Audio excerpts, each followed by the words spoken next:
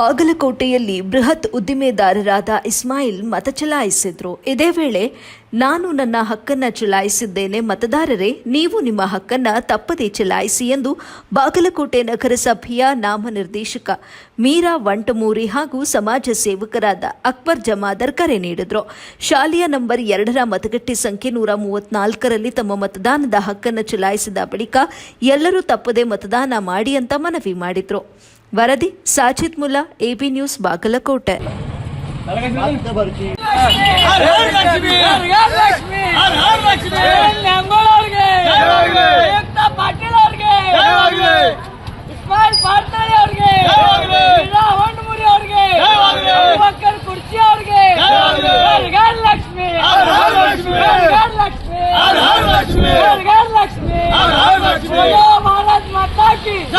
बोलो भारत